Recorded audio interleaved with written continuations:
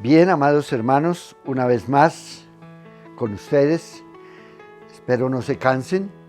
Estamos mirando lo que la palabra del Señor tiene para nosotros cada domingo, nuestra preparación, nuestro caminar, conociéndole a Él, conociendo su propósito y teniendo en cuenta las advertencias, como hace 8 días les decía, las advertencias para los últimos tiempos. Bien interesante para nosotros que somos su iglesia. Es para nosotros su palabra, aunque también es para el mundo. Habíamos hablado de lo que el Señor quiere para nosotros, la manera como Él ha querido mostrarnos su propósito eterno. Y hablamos hace 8 días sobre el levantarnos del sueño, sobre el despertar, sobre abrir nuestra inteligencia y nuestro entendimiento que el Señor nos ha dado para entender los tiempos finales. Entonces, estábamos hablando de Efesios en el capítulo 1, hablando de la inteligencia que nos dio, hablando también de que Él nos da a conocer el misterio de su propósito, lo que Él tiene para nosotros por la eternidad. Voy a leer el verso 9 y 10. Dice, dándonos a conocer el misterio de su voluntad, según su beneplácito, el cual se había propuesto en sí mismo, de reunir todas las cosas en Cristo, en la dispensación del cumplimiento de los tiempos, así las que están en la tierra como las que están en los cielos. Es el propósito de Dios, darnos a conocer sus misterios. Les dije hace 8 días, para nosotros los cristianos no existen misterios. Dios en su gran amor ha querido revelar todas sus cosas para nosotros. Y lo poquito que Él no permite, porque es imposible para una mente finita como es la nuestra, de una mente infinita como es la de Él. Él nos recuerda allí en Deuteronomio 29, cuando dice que las cosas reveladas son para nosotros, ¿cierto? Y las otras pertenecen a Él y en alguna oportunidad nos las dará a conocer. Entonces, conocer su propósito es importante. ¿Cuál es el propósito central? Es Cristo. Dice, según su beneplácito, lo que Él se propuso a sí mismo. Y les decía, ¿por qué la creación? ¿Por qué la redención? ¿Por qué los tiempos finales? ¿Por qué las estrellas? ¿Por qué Satanás? ¿Por qué todo esto? Simplemente le plació. Simplemente le gustó, lo quiso, así. Y cuando nosotros podemos internarnos en la mente de Cristo, porque el apóstol Pablo dice que nosotros tenemos la mente de Cristo. Por eso dice, el hombre natural no puede entender. Estoy predicando a ustedes que han recibido a Cristo en su corazón y han recibido el entendimiento. Pablo lo dice en su primera carta. Dice, la mente natural no puede percibir estas cosas, las cosas que son del Espíritu, las cosas que son de Dios no las puede discernir. Dice, porque hay que discernirlas de manera espiritual. Pero nosotros tenemos la mente de Cristo y podemos discernir estas cosas. Entonces, cuando Él está hablando de todo esto, Él dice, me plació hacerlo. Le plació a Él. Toda su creación fue su voluntad. Él es autónomo, Él es soberano, Él es el creador de todas las cosas. No hay un bim bam, no hay una evolución, no hay nada de esto.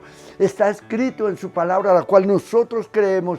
Él hizo los cielos y la tierra desde el Génesis y aún antes en la eternidad. Él se propuso crear todas las cosas en Él y para Él. ¿Para quién? Para Cristo. Entonces, según su beneplácito, del cual se habría propuesto en sí mismo de reunir todas las cosas en Cristo. Atención a este punto, porque Cristo se convierte, de acuerdo a la palabra dada aquí y de acuerdo a Colosenses, que lo vamos a mirar también, en el centro. El Hijo de Dios, Jesucristo, en la Trinidad, en la esencia del Hijo, el Padre le plació concentrar todo en Cristo. Él es el centro. cuando el mundo lo ve desde el punto de vista material, simplemente puede decir la historia dividida en dos. Antes de Cristo, después de Cristo. ¿Por qué? Un gran profeta, no sé, no entienden siquiera. Pero es el propósito de Dios que Él sea el centro de la creación. En Él y por Él y en Él fueron creadas todas las cosas, dice Pablo. Entonces, Colosenses 1:16, miremoslo de esa manera. Colosenses, vamos a Colosenses, Filipenses, Colosenses, espere a ver, que no se me pierda. Dice así, 1:15 podríamos decir, hablando de cristología, de la persona de Cristo, dice el apóstol Pablo, Él es la imagen del Dios invisible. Cada palabra escrita en la Biblia es tan importante. ¿Por qué? Juan dice posteriormente, cuando nosotros vayamos a Él, dice, y le veréis tal como Él es. Y la gente se pregunta, ¿veremos a Dios? El pensamiento general es, ¿veremos a Dios? No, no le veremos. Tal vez a Dios no lo ha visto nadie. Tal vez a Dios no lo verá nadie. Porque Dios es una esencia. Cuando estudiamos la naturaleza de Dios, Dios es una esencia. Cuando en una descripción de Dios en la palabra siempre nos dice Dios es amor. ¿Se ve el amor? Dios es luz. ¿Se ve la luz? No, la luz deja ver lo que existe. Dios es luz. Dios es paz. ¿Se ve la paz? No, se siente. Dios es sabiduría, entendimiento.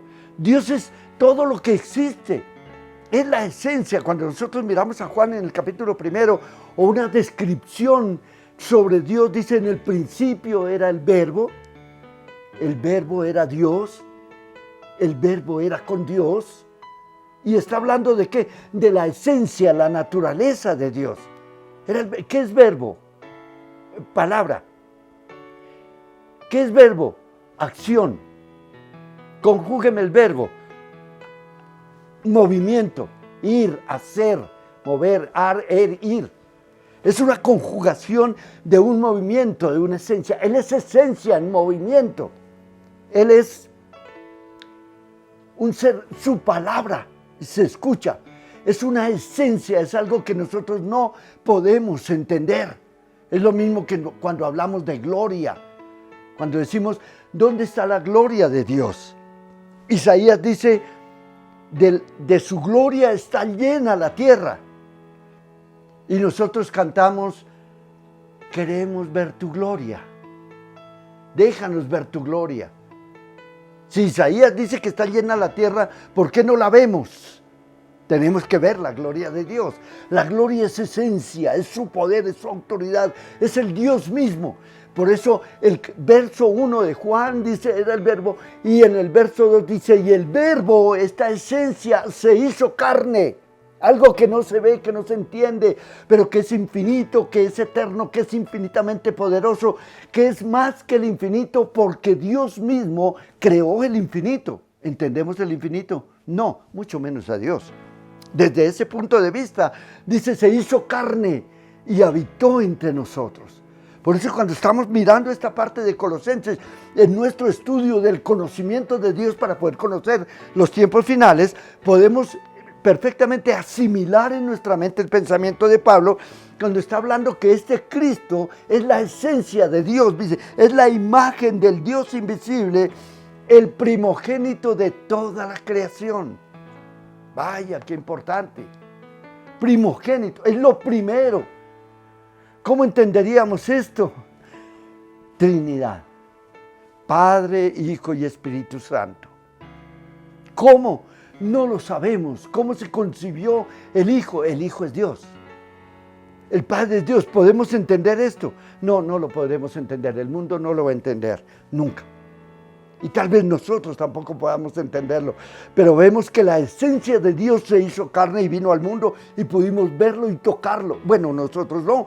Pero hace 2000 años sus discípulos se agarraron de su bata, se agarraron de sus pies, derramaron el perfume sobre sus pies. Esta mujer lo cogieron, le dieron azotes, lo tocaron, lo estrujaron, lo tocaron. Era hombre absolutamente, siendo Dios eternamente y para siempre. Porque Filipenses dice en el capítulo 2, Él se despojó a sí mismo, hecho semejante a los hombres, y en la condición de hombre se despojó y se humilló hasta la muerte y muerte de cruz. Dejó su esencia de Dios para hacerse hombre y venir entre nosotros. Pero Él, el reflejo absoluto de Dios, Él es Dios. El que ha visto a mi Padre, el que me ha visto a mí, ha visto a mi Padre, le dijo a sus discípulos. Si nosotros vemos a Dios, vemos al Padre. Si vemos a Jesús, vemos al Padre. Por eso Juan dice, entonces le veréis tal como Él es. ¿A quién veremos? A Jesús, que es la esencia del Padre. Él es el Padre, pero hecho carne. Lo podemos ver ahora en espíritu, porque lo vamos a ver en espíritu. Ahora lo vamos a ver cómo. Va a venir en las nubes. Se le va a ver como lo vieron los discípulos después de Él que resucitó y entró al aposento donde estaban ellos y les dijo, pasa a vosotros. Ya había resucitado, estaba en cuerpo glorificado, no necesitó abrir la puerta, entró simplemente. ¿Qué entró? ¿Un fantasma? No entró el cuerpo glorificado, entró Dios mismo a través de Jesucristo allí. Cuando Él venga, vendrá, dice la palabra, escrito en su mundo, Rey de reyes y Señor de señores, y todo ojo le verá a Jesús, Rey, Dios. Él es Dios, claro que sí, pero Él es Jesús, y es el Espíritu Santo también. Ojalá podamos tener, porque la esencia del Espíritu Santo también es importante. Pablo está diciendo, dice, por Él, porque en Él, verso 16, fueron creadas todas las cosas, en Él, siendo el primogénito en la formación del Elohim, que es el Dios plural. Hubiese podido ser 10 más, pero estableció 3. En ese, dice, Él, el Hijo, ha existido desde siempre. No fue que Jesús haya estado solamente cuando vino y nació sobre la tierra. Jesucristo existe por la eternidad. Y vemos lo que llamamos cristofanías en la antigüedad, la lucha con Jacob. Fue la lucha de Cristo hecho hombre con Jacob. Por eso la Biblia dice, y aquí se llamará Betel, porque aquí luchó Jacob con Dios y venció. ¿Ustedes creen que Jacob vencería a Dios? Luchó con un hombre, con Cristo hombre. Por eso Cristo le decía, suéltame. Lean el pasaje allá en el Antiguo Testamento. Suéltame porque ya amanece y necesito partir. Porque no había amanecido todavía la luz. Es decir, para el hombre, el renacimiento del hombre no había venido. ¿Por qué? Porque Cristo no había venido, pero ya existía. Por eso Pablo le está diciendo aquí de esta manera, que el Señor nos dé sabiduría para entender esto. Porque en Él fueron creadas todas las cosas, las que hay en los cielos y las que hay en la tierra, visibles e invisibles, en Cristo. Por eso el movimiento que tenemos hoy es alrededor de Cristo. Por eso lo que esperamos es la segunda venida. ¿De quién? De Cristo. Por eso, por Él se hizo todo, y por eso estamos viviendo este tiempo con propósito de Dios, porque vamos a mirar cómo Dios utiliza a Satanás aún como un instrumento de Él para que haga lo que hace. Seguramente Dios le mandó a Él también a que cerrara los templos. Dios lo maneja absolutamente. Lo creó con un propósito y ya lo miraremos, porque dentro de nuestro estudio tendremos que mirar por qué fue creado y para qué fue creado. Pero el principio de todas las cosas es Cristo, su Hijo Jesucristo. Cuando miremos el propósito cosmogónico de Dios, del orden en el universo entero, porque nosotros somos la iglesia, la novia de Jesucristo, y somos quienes subiremos a la cena de las bodas del Cordero. ¿Cómo se gestó esto en el pensamiento de Dios? ¿Y cómo fue que nos lo reveló a nosotros hoy? ¿Cómo es que nosotros lo podemos entender? Fue un misterio, claro que sí, para los antiguos, para quienes No conocieron a Cristo en el Antiguo Testamento, los profetas que profetizaron sobre estas cosas que estamos hablando hoy, sobre la redención, dice Pedro. Ellos indagaron diligentemente y preguntaron sobre qué estaban escribiendo y nunca lo supieron, porque la misma Biblia dice que a ellos se les dijo que no era para ellos, sino para nosotros en este tiempo que pudiésemos entender esto. Por eso lo entendemos. Somos privilegiados. La generación de hoy, amados hermanos, nuestra generación es la privilegiada de poder entender esto. Y les voy a decir algo, ni siquiera en la Edad Media. Recordamos a Zwinglio, el precursor de la reforma religiosa del siglo XVI. Fue el precursor, tal vez el que gestionó todo. Aunque vemos a Martín Lutero posteriormente, que es quien es tomado por Dios, por el Espíritu de Dios en su conocimiento, y él es el que se revela con las normas que están establecidas para decir esto no es así, solamente hay un Dios, solamente una fe, solamente por fe somos salvos, solamente hay una escritura, no podemos cambiarla, no hay normas en la Iglesia Católica establecidas en los concilios. Todo esto es una mentira, todo eso fue lo que dijo Martín Lutero y se levantó en el Espíritu de Dios para clavar las 95 tesis en la Catedral de Wittenberg. Es el proceso de la Iglesia a través de todos los tiempos, pero aún ellos no pudieron entender, porque si recordamos doctrinas tan, no digo elementales, profundas de la Biblia, como es la predestinación, en la cual se enfrascaron Zwinglio, Lutero, Calvino y Arminio, Jacobo Arminio. Todos ellos enfrascados en tratar de resolver cómo era la predestinación, pero está revelada para nosotros hoy. Somos privilegiados. Es el tiempo del cumplimiento de todas las profecías y de todos los misterios escritos en tu palabra, en su palabra. Solamente nos queda algo de lo bueno que podemos sacar de Apocalipsis para nosotros en la gran tribulación, en nuestra cena, en las bodas del Cordero y la adoración en la eternidad, que lo vemos desde el capítulo 5, lo vamos a ver ahora más adelante. Pero eso es la belleza para nosotros. No es la maldición, no es el quemarse de los instrumentos, porque Pedro dice que los elementos ardiendo caerán del cielo, que habrán pestes, que habrá muerte. La gente se aterrorizará, se espelucará, correrá, se revolcará del terror que tienen cuando esto venga. Pero eso no es para usted ni para mí, al menos no es para mí, quién sabe para usted. Solamente que creamos en Jesucristo y en estas cosas, entonces nosotros podemos decir, nos levantaremos con Él, porque nos ama, porque es nuestro Padre, porque es lo que nosotros vemos. Mire que es Cristo el centro de todo, como lo está diciendo Pablo. Y nos va a enseñar muchas cosas. Dice, todo fue hecho por Él. Y note lo que ha hecho. Todas las cosas creadas. Lo que hay en la tierra, lo que es visible y lo que no es visible, pero que se va a hacer visible para nosotros. Sean tronos. ¿Qué son los tronos? Sean dominios. ¿Qué son dominios? Sean principados. ¿Qué son los principados? ¿Qué son las potestades?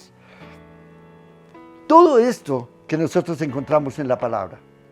Cuando estamos estudiando las clases que está enviando el pastor Carlos a través de Convocados para la Buena Batalla de la Fe, hablamos de tronos, de principados, de potestades, de dominios, de ángeles caídos. Son los 4 escuadrones que se han cuadrado desde antes de la fundación del mundo, cuando fue Satanás lanzado, que es la cabeza de todo esto, la serpiente antigua, Satanás, el enemigo. Él cuadró 4 escuadrones, por eso la razón de 4 escuadrones en Convocados para la Buena Batalla de la Fe.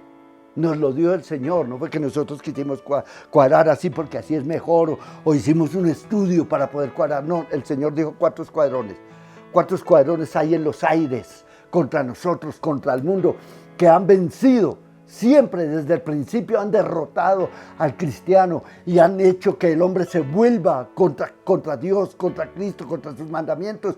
Pero es el tiempo cuando nosotros guerreemos y digamos no más. Entonces, todo esto fue creado por Dios. Entonces, cuando nosotros miramos tronos acá, o potestades, hay potestades buenas y potestades malas. Hay las potestades de los que fueron lanzados y que Satanás tomó para organizarlos en contra nuestra.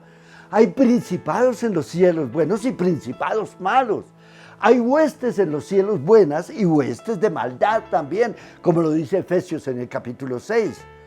Hay gobernadores de las tinieblas aquí, y Dios tiene gobernadores, y váyanse formando la idea del infinito que usted todos los días ve cuando se levanta, si es que se levanta o todavía está durmiendo y no se ha levantado del sueño, pero si se levanta en las mañanas y levanta sus ojos al cielo, usted ve el sol, un sol radiante, o ve la luna, o ve las estrellas, o ve la creación de Dios. Esta creación es de la que está hablando aquí, y es a la que nosotros le apuntamos.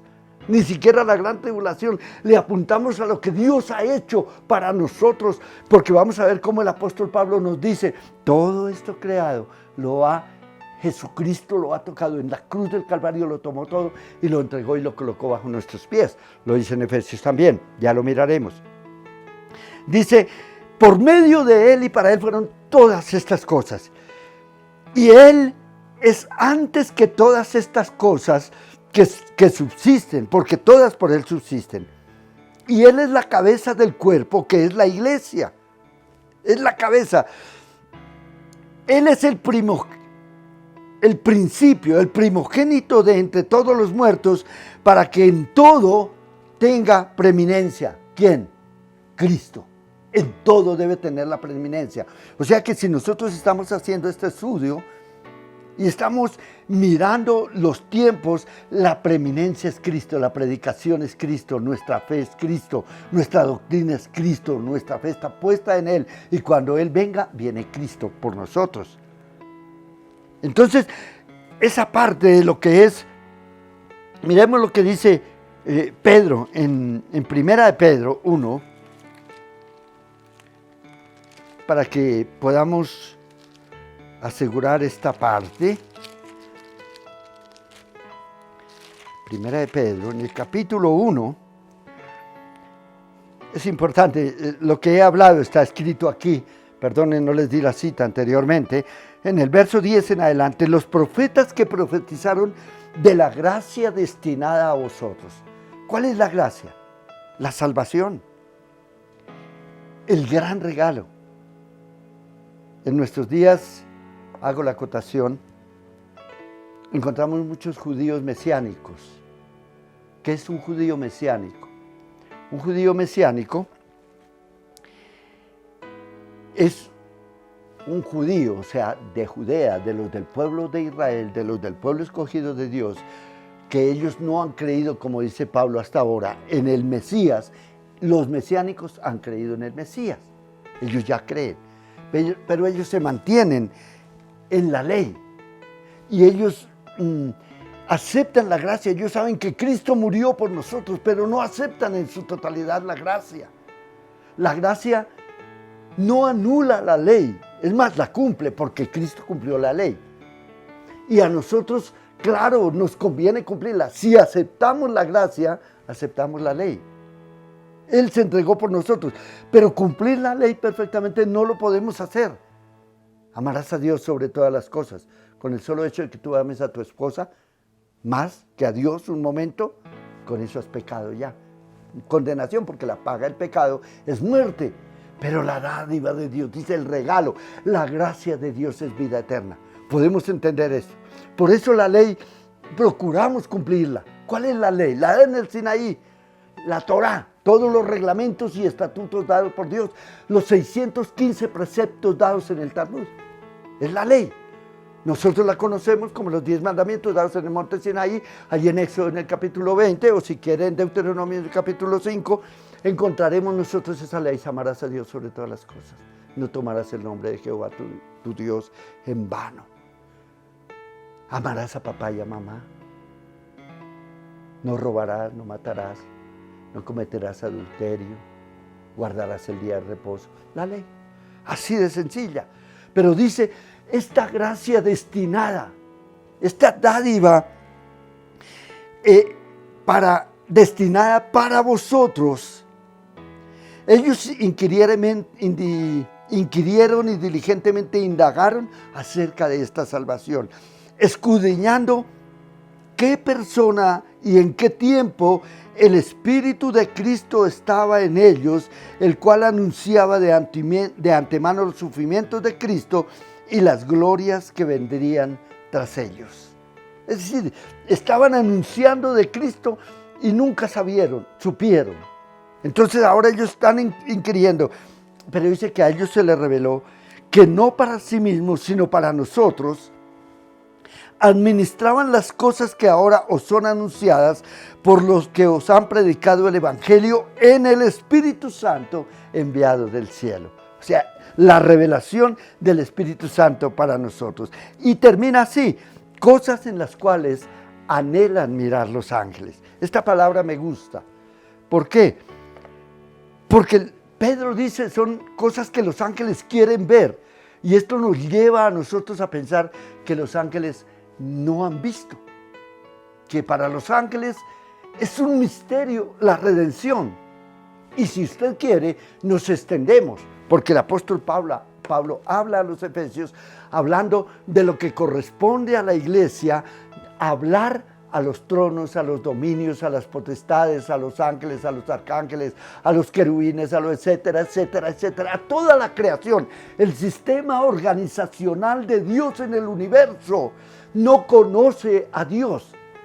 Por eso cuando nosotros miramos el Evangelio de Lucas, es tan importante para nosotros mirar que cuando el arcángel Gabriel anunció el nacimiento de Jesús en un pesebre, la Biblia nos muestra que los ángeles vinieron en multitudes a decir gloria a Dios. ¿Por qué? Porque era la primera vez que ellos veían a Dios. Uy, atención a esto porque pueden pensar que es una herejía, es una predicación, que es una revelación que el Señor nos da en su palabra, pero que los teólogos no hablan mucho de esto. Los teólogos pensarán que los ángeles y todo lo creado conoce a Dios. No lo conoce, obedece a Dios, a su voz, a su mandato, pero no conocen a Dios. Cuando Cristo viene, que es el centro de todo, se hace hombre, los ángeles se apresuran a mirar qué es lo que está pasando. Y es cuando los profetas en el Antiguo Testamento tienen que apresurarse a mirar qué es lo que está pasando. Y es cuando nosotros nos inclinamos para mirar qué fue lo que pasó en el momento de la redención, que es lo más importante para nosotros. Entonces, los ángeles no saben lo que hacen. Hay muchos puntos que nosotros encontramos en la palabra, como no solamente eso, sino el canto de los ángeles.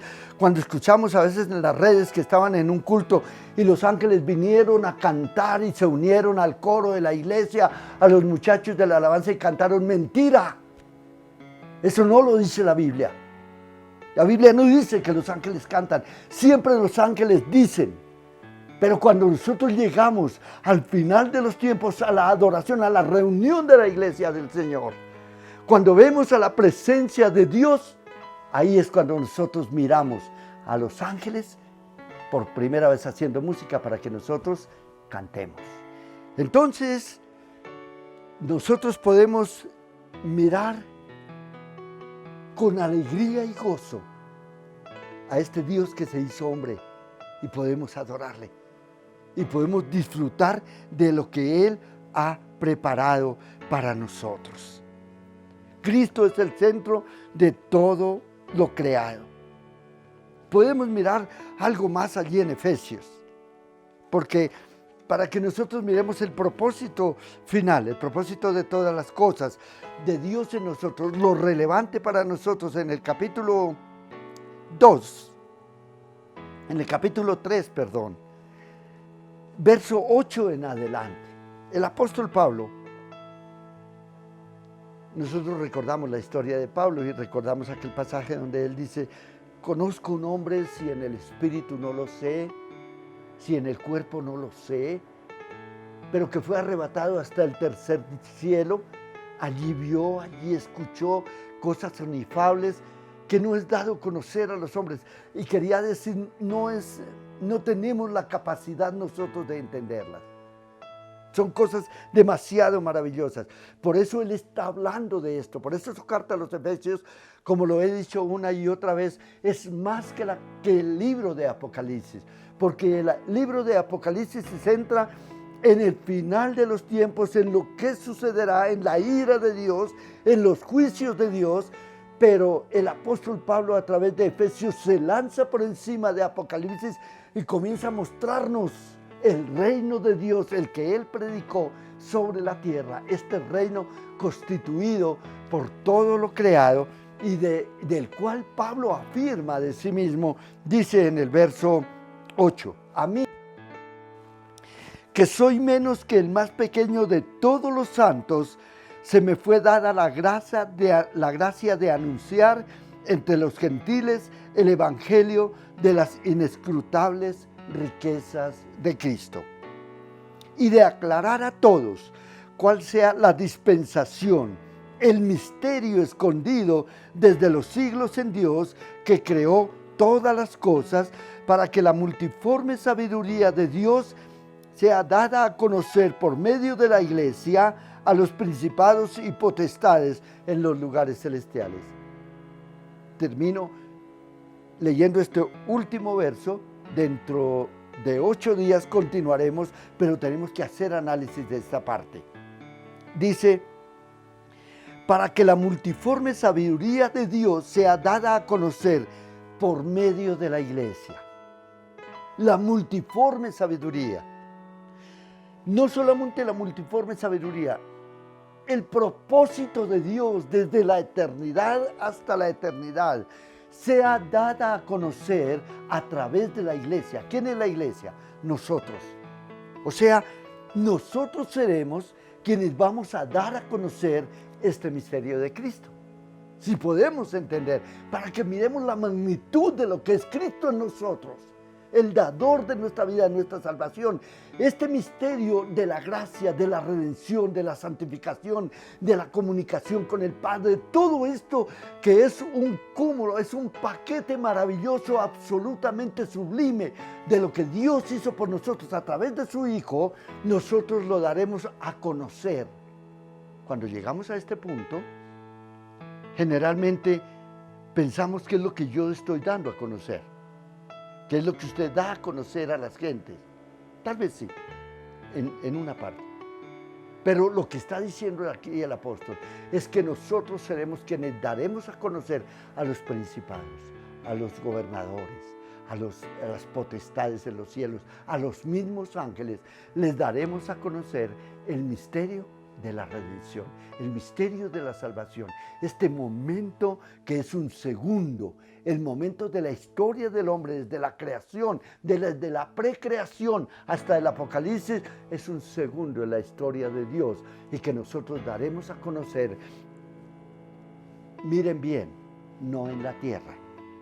Aquí no dice aquí, dice, por medio de la iglesia se dará a conocer a los principados y a las potestades en los lugares celestiales conforme al propósito eterno que hizo en Cristo Jesús nuestro Señor.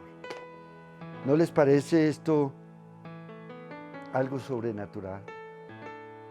Que yo tenga que enseñarle a los ángeles, cuando el pensamiento a veces es que los ángeles vengan y nos protejan, cuando el pensamiento es que los ángeles vienen y nos enseñan, vienen y nos protegen, vienen y hacen, que nosotros les enseñemos a ellos el misterio de la salvación. ¿No les parece a ustedes esto descabezado? Es esto la locura del Evangelio, pero es la verdad de la palabra. Terminamos en esta mañana. Disponga su corazón, dígale, Señor, quiero entender esto. Cierre sus ojos donde está y oremos. Señor, gracias una vez más por lo que tú revelas, Señor, a través de tu palabra para nosotros en este tiempo. Tu palabra está cumplida. Tú estás a la puerta y tus misterios, Señor, han sido revelados para nosotros. Lo entendemos. Queremos simplemente cumplir tus mandamientos y cumplir el propósito para el cual tú nos llamaste. Te amamos, Dios. Señor, extiendo mis manos sobre cada hogar, sobre cada persona en esta mañana. En el Espíritu desde este lugar, extiendo mis manos sobre cada familia. Tómalos, Señor. Bendíceles, dales sabiduría y entendimiento para entender lo que tú quieres para nosotros. Gracias por tu Hijo Jesucristo entregado en el Calvario. Siempre te daremos gracias. Amén y amén.